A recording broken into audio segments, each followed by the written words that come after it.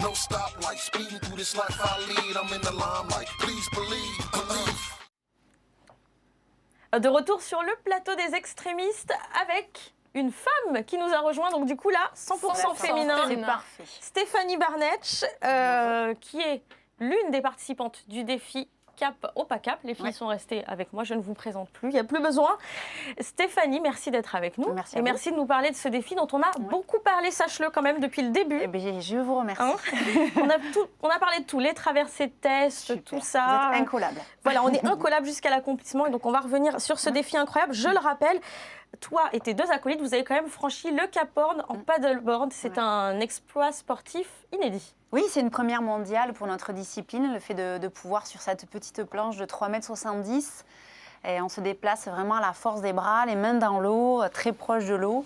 Et bien, on a pu franchir ce fameux Cap Horn le vendredi, puisqu'on avait vraiment ce jour-là pour le franchir. Sinon, il fallait attendre le lundi, que les conditions soient plus clémentes. Le vendredi 10 janvier. Voilà, exactement, le vendredi 10 janvier. Et on avait vraiment la pression parce qu'on savait que voilà, on avait une petite fenêtre météo pour le franchir. Et après, effectivement, à partir de 16 h, le vent s'est levé, on a dû sortir de l'eau. Donc voilà, pour nous, c'était un soulagement que de le franchir. Donc c'est un soulagement, 1000 km, une eau à 3 degrés au mieux finalement. Oui, on a eu très très froid au début, il y a moins de 1000 km, c'est vrai que c'était sur le parcours d'avant, mais en tout cas, on a eu vraiment très froid au début parce que c'était de l'eau à 2-3 degrés. On est parti donc d'un glacier pour faire le tour du Cap Horn et remonter. On a modifié un peu notre parcours initialement prévu, mais en tout cas, on était ravis de pouvoir terminer à Puerto Toro, qui est en fait le village le plus austral, avec 14 habitants. Et voilà, donc on a terminé le 11 janvier cette expédition. Alors une expédition sportive, on l'a dit, mais aussi pas que ça, c'est écologique, pédagogique, avec un but, sensibiliser à la protection de l'eau. Oui, effectivement, en parallèle, on a essayé de sensibiliser les enfants à la protection de l'eau, ce bien commun de l'humanité qu'il faut protéger, avec des programmes dans les écoles. Pour les plus petits, c'est être water safety, c'est-à-dire avoir un comportement sécuritaire vis-à-vis de l'eau, apprendre à nager.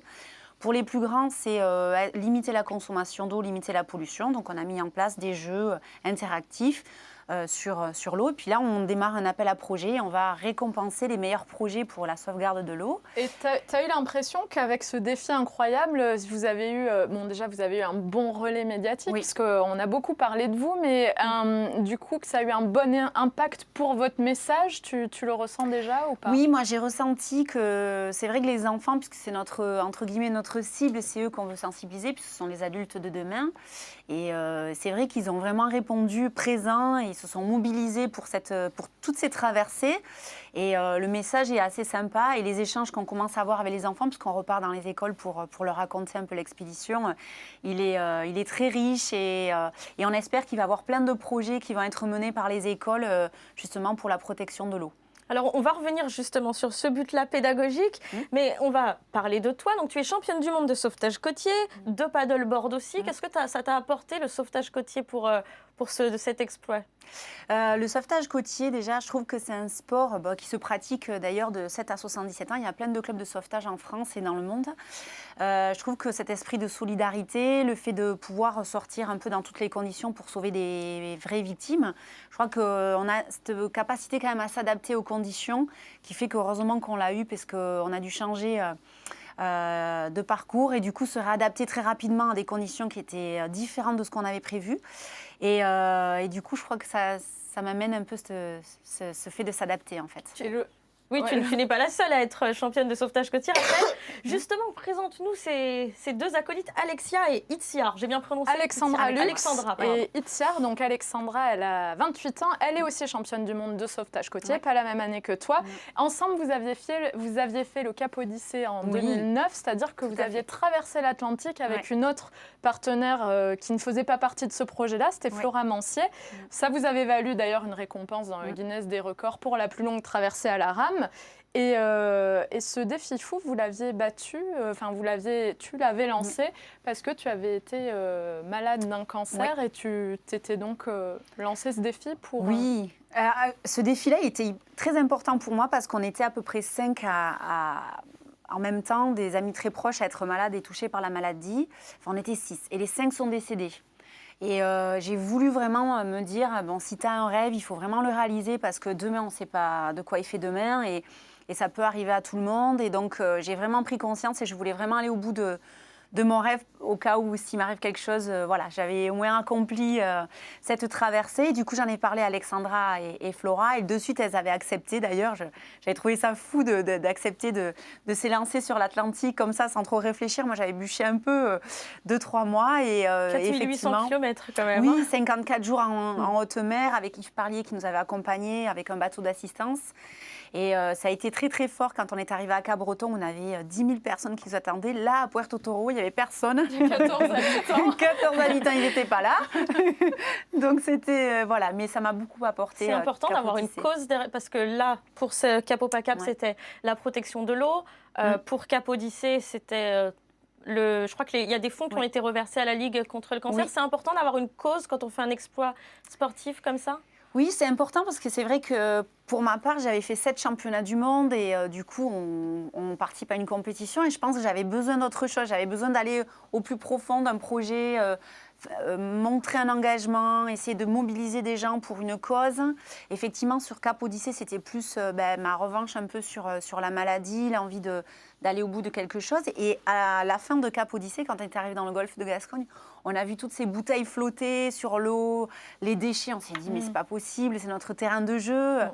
On peut pas laisser ça. Et du coup, d'où l'engagement de Cap Opacap. Alors, Cap Opacap. Ah oui, Il y a pardon, aussi Raphaël. Tir que j'ai oublié de présenter, parce qu'on est parti sur autre chose, qui a les championnes d'Europe de sauvetage côtier en 2011 et qui vous a rejoint, voilà, qui est espagnole. Qui est en équipe nationale d'Espagne et elle nous a rejoints voilà, pour cette aventure. Donc un projet qui a été lancé officiellement en mars 2014, donc il y a eu toute une préparation. Leïla, oui, et moi je me suis reviens avec penchée un nous peu sur sur cette ça. préparation. Parce qu'il y a eu 2 traversées tests, donc entre la Corse et Monaco, puis ensuite entre l'Orient et le Cap-Breton. Alors, on suppose qu'il y a un travail physique sur Terre qui est fait, mais comment on travaille le mental, par exemple, ou la nutrition, ou le manque de sommeil? Ces choses-là, ça ne se travaille pas. Voilà, c'est un peu compliqué. Enfin, c'est pas compliqué, mais c'est très complet.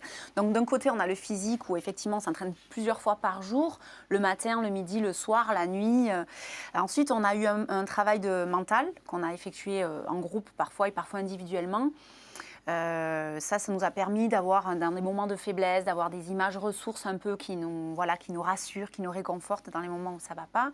Ensuite, on a effectivement la nutrition, où on a préparé tous les plats avec notre partenaire Delpeira pour avoir une certaine nutrition très complète et adaptée aussi au froid et à l'activité. On a été en stage à Lorient pour vaincre le mal de mer, puisqu'on était sujette quand même au mal de mer avec Alexandra. Avec Alexandra sur Lorient-Cap-Breton, on a vomi. On a passé des moments un peu difficiles. Donc on a été à Lorient. À Brest, à l'hôpital des armées, où ils font une formation pour adapter, en fait, c'est l'oreille interne. Et puis, voilà, des traversées tests. Pour le Val de Mer, Oui, effectivement, ça se soigne. En fait, ils ont monté un peu ce service pour les marins qui s'engageaient dans la marine et qui étaient malades, il fallait les débarquer. Et du coup, il y a une éducation au mal de mer, donc on nous met dans une pièce noire avec des lumières qui tournent partout. Et au début, on s'arrête, limite, on est malade. Et puis, au fur et à mesure, en 10 séances, on arrive à... Voilà, il y a 70% des gens qui n'ont plus le mal de mer après ce stage. J'ai une autre question parce que j'ai lu dans une des interviews, une interview qui m'a interpellée, c'est une des filles qui parlait de la coordination entre vous, parce que vous étiez toutes les 3, mais aussi la coordination avec la météo. Il y avait des moments clés pour apprendre à se mettre à l'eau au bon moment. Ça a été très très difficile sur cette traversée-là, sur Cap Opacap. Autant sur l'Atlantique, j'ai trouvé que c'était un peu toujours les mêmes rythmes. Et là, en définitive, la particularité de cet endroit du monde, c'est que ça change très rapidement. C'est-à-dire que c'était, par exemple, on se levait le matin, c'était assez glacis, mais il y avait du courant quand même. Et en un quart d'heure, c'était tempête, il fallait sortir de l'eau. Et du coup, on ne savait jamais à quel moment on allait ramer. Et pour nous, ça a été très difficile, puisqu'il fallait ramer à fond 5 heures. On avait 5 heures, et puis tout compte fait... Eh bien, ça se levait, du coup, il fallait continuer à ramer, mais on était fatigués. Après, on devait ramer, mais on ne pouvait plus. Donc, ça a été sans arrêt. Tous les jours, ça a été l'incertitude. C'était du défi, de toute façon. Voilà. Dès le départ, c'était ça la difficulté majeure. On a vu que vous êtes préparés super bien. Mais alors, s'il y a une question qu'on a envie de vous poser, c'est qu'est-ce qui s'est passé que vous n'aviez pas préparé ? Je pense c'est quand même un des endroits les plus réputés pour être les plus difficiles du monde. Voilà, exactement. Moi, ma grande crainte, c'était d'avoir une fenêtre météo suffisamment longue pour descendre en Antarctique et c'est ce qui s'est passé. Et du coup, on a dû prendre un parcours avec des points de refuge. Mais après, on essaie de se préparer un peu à tout. Les courants, je trouvais que c'était... sur ce parcours-là, il y avait beaucoup de courants et je ne m'attendais pas forcément à ce qu'il y ait beaucoup de courants. Tu disais, oui, par Donc, exemple, que tu passais de 8 km/h oui. à 1 km/h à cause du courant. Et j'étais à fond. Donc, j'avançais pas, je faisais sur place. Et le climat, le froid, parce que... Le froid, moi, en devait être plus, dur, il y ça. avait sur le bateau, on n'avait pas le chauffage. Donc, il faisait 13 degrés sur le bateau. Après, remettre des fois la combi mouillée pour aller à l'eau à 5 h du mat, Avec la fatigue. c'était un peu difficile, de temps en temps. Voilà. Parce difficultés administratives aussi, Oui, une fois. on a été stoppés. On a commencé 2 journées de traversée. Puis l'armée chilienne, qui est en charge de la sécurité de ce secteur, qui est effectivement considéré comme le secteur le plus dangereux de la planète, nous a rappelé. On a été obligés de s'arrêter. Ils ont revisité le bateau. Ils ont attendu, nous ont redemandé des papiers. Puis c'est vrai que quand on part sur une traversée, quand on est parti, c'est difficile de stopper. Donc on a pris le point GPS, on est parti au point de rencontre avec l'armée chilienne, avec la visite du bateau. Enfin, Alors, a l'armée été un avait peu une question épique. très importante, c'était est-ce que vous avez une pince à épiler? Ça, c'était Oui. crucial pour eux. Pourquoi? Alors, C'est vrai, explique-nous, on a eu Stéphanie. ça, on a eu la visite du bateau et effectivement, on a eu, ils ont vérifié en fait les médicaments et tout ça et ils nous ont demandé si on avait une pince à épiler. Alors on a demandé pourquoi, parce qu'il paraît que quand on est sur un bateau, si on a une écharpe, à enlever, on a besoin pour naviguer de ses 2 mains. Donc voilà, mais ils n'ont pas vérifié les balises de survie, ils n'ont pas. Ils ont demandé la vérifié on en avait la- pince. oui, on avait. Tant mieux. Donc voilà, on était assez étonnés, oui. Alors, on va revenir, bien sûr, parce qu'on a encore d'autres questions. Mais avant ça, on va passer à la rubrique de Leïla, l'OVNI. No stoplight, speeding through this life I lead. I'm in the limelight. Please believe. Et n'oubliez pas Twitter, Facebook, vos réactions, vos questions à Stéphanie, si vous en avez. Mais avant ça, Leïla, L'OVNI. qu'est-ce que tu vas nous présenter? C'est un masque. Je ne suis pas sûre qu'il vous en aide à quoi que ce soit, mais ça s'appelle Ride-On. C'est un masque ultra connecté. Le principe, c'est une start-up israélienne qui a dévoilé sur la plateforme de financement participatif Indiegogo ce masque de ski doté, tout comme les Google Glass. Ça doit vous dire quelque chose, Céline, d'un écran Oui, capable bien sûr. d'afficher toute forme d'information. Il y a une petite lunette sur l'œil droit qui nous permet donc d'avoir toutes ces informations. Ah oui, il y a beaucoup d'infos quand même. Hein. Exactement. Alors, le Ride-On devrait, selon ses concepteurs, à voir tout de suite, on ne sait pas, vous permettre de localiser vos amis sur les pistes, d'envoyer des messages à vos contacts uniquement en liaison Bluetooth avec des smartphones, donc pas n'importe quel téléphone. Ça va vous permettre aussi d'afficher des informations sur les pistes empruntées comme le temps d'attente devant les remontées mécaniques Ça, c'est pas ou mal, la ça. position des chalets. Donc c'est un peu avoir Internet sur soi. Et puis bien évidemment, vous pourrez faire un peu les foufous, filmer et partager vos exploits sur les réseaux sociaux. Autre info utile, à savoir 1 giga de RAM, une caméra HD, une batterie avec une autonomie d'environ 8 heures. Mais alors, comment ça? Il y a Internet. Il y a faut avoir Internet. sur Il y les a- pistes. Il y a Internet sur les pistes, mais ça, je pense qu'on l'a déjà avec nos téléphones. 3G, la mais 4G, là, la 3G, on ouais. peut skier et finalement s'arrêter et on a juste à faire ça comme ça. Bam, bam, bam, j'ai pas l'objet, mais je suppose que c'est comme ça que je ferais. Je me dirais, et tout. Et on se dit, par exemple, je vais skier cette autre piste. Comment ça se passe là-bas, où ils en sont. Et là, tu vois que c'est plein, ou que les remontées sont prises. Et là, du coup, tu dis, ah ben non, on va pas faire ça. Et du coup, par contre, la question qu'on se pose, c'est effectivement dans les stations de ski, comment effectivement il faudrait que les hôtels ou que les stations de ski se mettent à jour pour pouvoir donner les informations. Est-ce que c'est pas dangereux? Qu'est-ce que tu en penses, toi, Stéphanie? Moi, je suis Toutes ces surprise, informations tout à qui fait, arrivent. Ça peut perturber effectivement Oui. le champ de vision. Puis partager sur les réseaux sociaux avant même de rentrer chez Est-ce que soi, c'est utile un en peu, tout cas d'avoir les réseaux sociaux extrême. Mais ça nous empêche aussi d'avoir plein d'affaires parce qu'on sait tous qu'on a souvent nos téléphones, notre appareil photo. Avec ça, on peut tout faire finalement. Et sans Là, l'avoir tu dans as les un poches. appareil photo? Les gens ont des téléphones. Ça sort quand et il faut participer? Oui, c'est septembre 2015 qu'on l'aura. On a le temps. Oui, on a le temps, c'est septembre 2015. Par contre, ils en sont à $50,000 sur les 75 qu'ils espéraient. Donc vous pouvez toujours leur donner. Vous allez sur la plateforme, je vous l'ai dit, Indiegogo, vous tapez Ride On, vous allez tout de suite trouver le masque et vous pouvez compléter donc $25,000. Bon, je pense qu'en tous les cas, il sortira sûr en septembre 2015. Bon, ils trouveront du financement. Ils trouveront la page Facebook et Twitter commence à un peu circuler partout. Donc ça va se faire, ça va se faire. Ça va se faire. Après, le prix, on en parle Allez, quand même. dis-le. Environ 800 €. Ah oui, donc on participe et en plus de ça, on doit acheter ensuite. Ah, vous n'êtes pas obligé de participer, en tout cas, ils vont les trouver, les 25 000 manquants. Mais 800 €, ils ne vont pas vous aider. Ou alors, il faudra aller sur Indiegogo pour pouvoir acheter le masque et demander aux gens de participer pour que vous puissiez l'acheter. C'est vous qui voyez.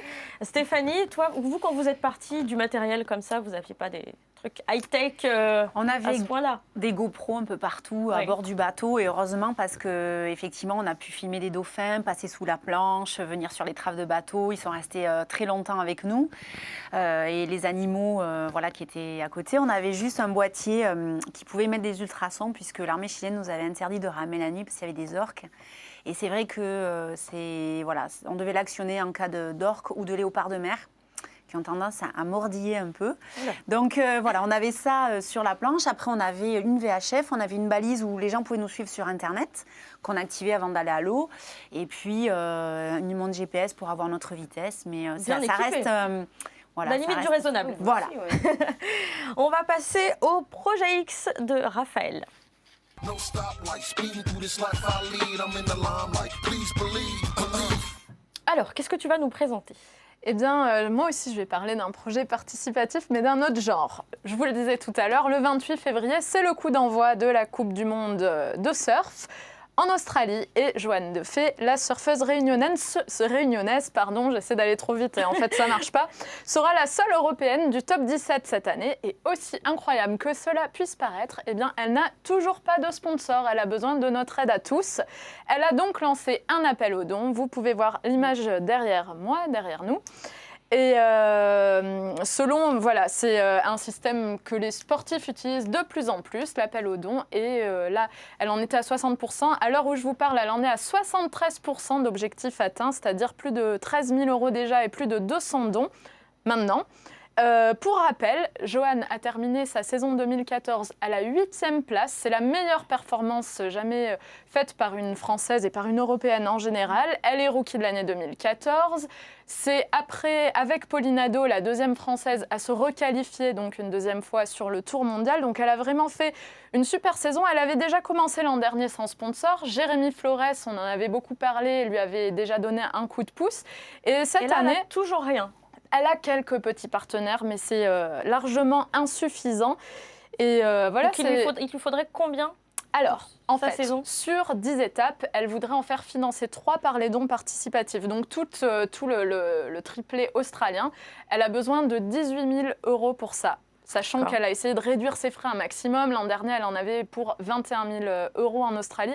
Tout ça, elle l'explique très bien sur son site. Elle est passée donc par la plateforme Revolusport pour expliquer tout ça. Donc, vous pouvez y aller. Vous voyez le projet de Joanne Defay. Elle vous explique tout ça bien en détail. Elle détaille ses objectifs, son budget, comment elle l'utilise. Et Revolusport, justement, c'est un site de financement participatif uniquement réservé aux projets sportifs. Donc, tout est expliqué sur leur site internet. Ça a déjà aidé de nombreux sportifs et de sportifs extrêmes à continuer leur projet, notamment la snowboardeuse de halfpipe Sophie Rodriguez, qui est quand même médaillée de bronze au championnat du monde 2013, voilà, qui a fait une 7e place au JO de Sochi, une 5e place à Vancouver, qui a gagné déjà une médaille aux X Games. Et elle a pu financer cette saison-là grâce à ça. Il y a aussi en ce moment Alexandre Fayol en VTT descente qui fait appel aux dons. Donc beaucoup de sportifs de l'extrême ont recours à cette plateforme. On peut pas mettre mon masque, hein, c'est que les sportifs. Oui, voilà, alors c'est que les sportifs. Il faut faire un choix. C'est un autre israélien. Non, soit le masque, Joanne. soit les sportifs. Voilà. C'est fou, non? Tu la connais, Moi, j'ai entendu 18 000, parler, c'est moins que moi, ça va. On Ouais. va y Moi, arriver j'ai aussi. entendu parler effectivement de ce surfeur. Je trouve, franchement, je vais aller l'aider parce que je C'est trouve que fou c'est quand fou même, hein. quand même d'être dans le WCT. À ce niveau-là. Et surtout, c'est vrai que, comme tu disais, c'est historique pour une Française, en fait. C'est pas la première à avoir recours à ça, parce qu'il y avait Paige Areb, une autre surfeuse aussi, Oui. 6 années sur le tour, qui elle, sur ces 3 dernières années, n'avait plus non plus de sponsor et avait fait appel. Ouais, et elle avait réussi. Bon, elle est sortie du circuit cette année. Elle est d'ailleurs aujourd'hui deuxième elle a fait une deuxième place sur le premier WQS, donc elle sera peut-être là à nouveau l'an Donc, les deux prochain. sports Mais... sont- Bah, il faut Oui, ça- qu'elle commence le financement maintenant alors, hein, si l'année prochaine elle est de retour, parce que toi ça a marché pour toi. Oui. Enfin pour vous, pour Oui. le Capopa Cap, parce que vous aviez fait un appel aux dons. Oui. C'était pour le club des givrés. Oui, Donc, si on exactement. participait, on faisait partie des givrés. Voilà. Alors on voit justement, il vous fallait 10 000 €, vous en avez Ouais. eu 11 426, donc ça marche. Hein. Oui, c'est bien. C'est vrai que les gens peuvent mettre ce qu'ils veulent. En fonction de ce qu'ils mettent, ils ont droit à plusieurs choses. Et c'est vrai qu'on a eu plein de givrés. On a eu en tout 131 contributeurs sur le site Fosbury. Mais après, on en a eu d'autres par courrier. Et en tout, avec les givrés VIP, on a eu à peu près 250 givrés qui nous ont soutenus pour ce projet. Donc, c'est super. Il y avait des mécènes aussi Oui. Des Il y promos, avait des mécènes et des partenaires après que financiers. Le budget, on peut le dire, c'est combien Ça- un budget pour une expédition Pour comme une ça expédition, on a donc les 3 budgets. On a à peu près 130 000 € sur du pédagogique, 130 000 € sur du sportif et 130 sur du scientifique. Parce qu'on Ah a oui. fait des prélèvements scientifiques D'accord. à bord du bateau et pour en fait analyser la concentration en microparticules de plastique. Donc à cet endroit du monde, il y a très peu d'expéditions qui partent parce que c'est trop dangereux. Et du coup, on a fait du prélèvement dans le Cap Horn, canal de Beagle, détroit de Magellan. Et on a décidé hier de refaire une campagne de prélèvement dans le golfe de Gascogne. Super. Donc, et les résultats voilà. Les résultats, on espère que donc le CNRS de Villefranche-sur-Mer va analyser ces échantillons. A priori, ça peut prendre un peu de temps, mais on espère déjà comparer en fait ces échantillons du Chili et du golfe de Gascogne. Donc pour nous, c'est bien. On est contente de pouvoir faire des prélèvements cet été sur nos côtes. Et on espère avoir les résultats rapidement. D'accord. combien de temps Et la ça peut suite pour le côté pédagogique, parce que là on a parlé du côté scientifique. Oui. Il y a des La rassemblements suite, qui donc sont prévus. voilà, des rassemblements. Donc l'appel à projet, il est lancé maintenant. On a le retour de tous les projets des établissements, donc soit sportifs, culturels, artistiques. Les classes vont produire des projets pour l'eau. Et puis on va récompenser le meilleur projet éco-responsable, par exemple si les élèves veulent entreprendre, limiter la consommation d'eau dans leur établissement. Et donc voilà. Et début mai, on va donc les recevoir à Cabreton. On a à peu près 400 élèves qu'on reçoit et on va donner les récompenses aux gagnants. Très bien. Et niveau sportif, Niveau sportif, je suis sûre qu'il y a déjà en un autre fait, défi. alors, on nous en a posé tête. la question. En fait, là, on n'a pas, les trois, on n'arrive pas à dormir. Donc, on est encore sous le rythme, je dirais, de la traversée. On dort très, très mal. On s'envoie des SMS à 4 h du mat. Donc, pour l'instant, on va récupérer. On arrive. Il faut récupérer. Ça a été difficile, ouais, la récupération. Donc, voilà, pour l'instant, on est plus dans la phase récupération. On n'a pas d'autre idée. D'accord. En tout cas, si tu en as une, il faudra venir nous en parler. Ah ben, hein. avec plaisir. Alors, on va faire un petit tour du côté de l'agenda. Leïla, du BMX. Ouais, moi c'est ce week-end, c'est donc à partir de vendredi jusqu'à dimanche. C'est le premier événement BMX Park français de l'année, c'est le Vendée Freestyle Session, je dis toujours. Ouais, c'est classe, à l'américaine. Ça se passe au Vendée Space à Muron-le-Captif, l'entrée c'est 10 €. Donc vendredi, ça commence en fin d'après-midi. Très bien. Raphaël, programme télé. Oui, ce week-end, il y en aura pour tous les goûts. Les fans de ski seront aussi bien lotis que les fans de snowboard avec tout un tas de compétitions en direct sur MCS Extreme, le Grand Prix de Mammoth aux USA, un événement ski platinum et une étape du TTR snowboard. Donc, vendredi 6 février à 18h30, il y aura du ski halfpipe. À 22h30, du snow slopestyle. Samedi 7 février à 18h30, du snow halfpipe. J'espère que vous notez, hein, parce que... Oui. Retenez tout de toute façon, sinon rendez-vous sur notre programme TV, sur notre site MCS Extreme. Donc je continue quand même. 18h30, Snow Halfpipe avec notamment Shaun White et 22h30, Ski Slopestyle. On enchaîne avec aussi pour les amateurs de course. Réservez d'ores et déjà votre matinée du samedi 7 février parce qu'à 11h, en direct sur MCS Extrême, l'étape de la Coupe du Monde de ski cross à Arosa, en Suisse. Très bien. Et ça ne s'arrête pas parce que là, c'est tout ce que vous avez. Raphaël vous a annoncé ça, mais moi, j'ai d'autres choses dans le programme télé parce qu'il y a le Crash Tide ce week-end en direct à Helsinki. Donc, c'est à suivre. On va voir les images. Donc, c'est ce samedi à 17h30. C'est la deuxième étape avec les Français Tristan Dujardil et Pacom Schmidt qui ont remporté l'épreuve en équipe sur la première étape. Donc, à suivre. Et puis, vous l'attendiez, il arrive le deuxième épisode du KR Show. Le talk show. Enfin, le super show animé par Kevin Rolland. Il était du côté de Calgary pour la préparation des X-Games avec les Canadiens et notamment le fameux gagnant du Super Pipe Ski, Simon Dartois. Et ensuite, les coulisses de la médaille d'argent de Kevin aux X-Games. Vous serez donc au plus près de l'action samedi 7 février à 20h30 pour la première diffusion. Voilà, retrouvez tout ça sur le guide TV de MCS Extrême. Stéphanie, merci d'être venue nous voir. Merci pour votre accueil.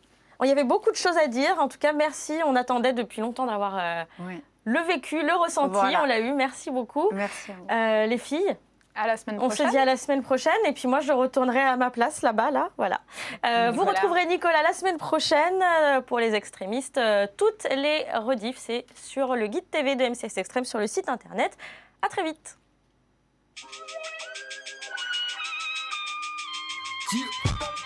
No stoplight, speeding through this life I lead, I'm in the limelight. Every day I hustle for cheese to get your mind right. Speeding through this life I lead, I'm in the limelight. Please believe, no stoplight. Speeding through this life I lead, I'm in the limelight. Please believe.